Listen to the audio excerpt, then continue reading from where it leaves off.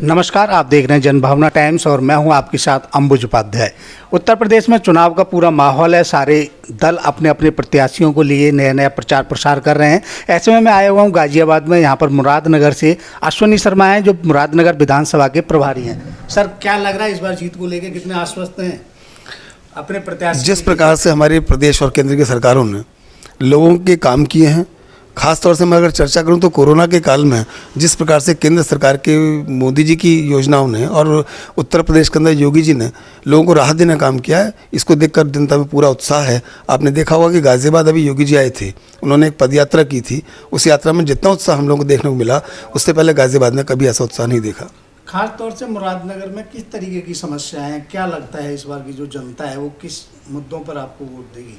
मुझे लगता है कि समस्याओं की, अगर हम विकास की बात करें तो विकास को लेकर जनता कतई भी परेशान नहीं है। विकास काम लगातार जारी हैं, हो रहे हैं। जहाँ तक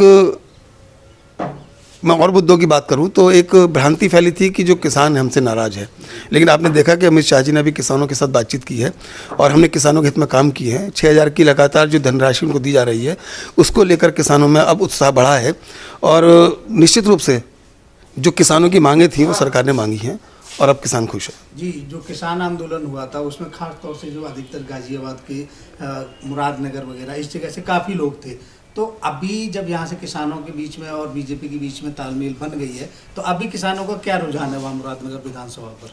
मैंने क्योंकि विधानसभा के देहात को मैं क्षेत्रों देख रहा हूँ और मेरा अनेकों गाँव में बूथों पर जाना हो रहा है।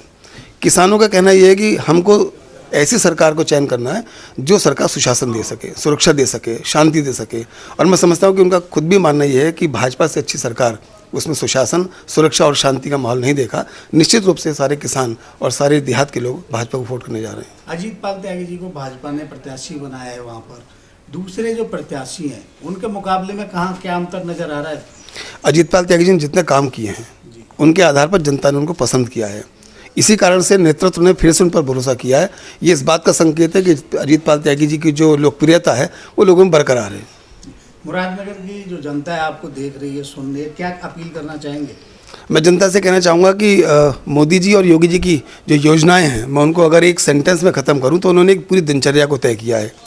हमारी सबसे पहली आवश्यकता शौचालय की होती है, तो गांव में शौचालय बनाए गए हैं। दूसरी आवश्यकता चूल्हा जल जाए घर में, इसकी होती है, तो उज्ज्वला योजना में गैस कनेक्शन दिए गए हैं। तीसरा, जनधन खाते खुलवाकर एक छोटे से किसान को भी बैंक के दरवाजे तक भेजने का काम हमारी सरकार ने किया है।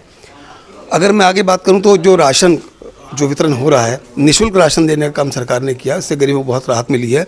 सुरक्षा को देने का काम किया। हमारी बहन बेटियां शाम के समय बाहर नहीं जा सकती थी, लेकिन आज अच्छा वातावरण पैदा किया, ये मोदी जी और योगी जी ने दिया है।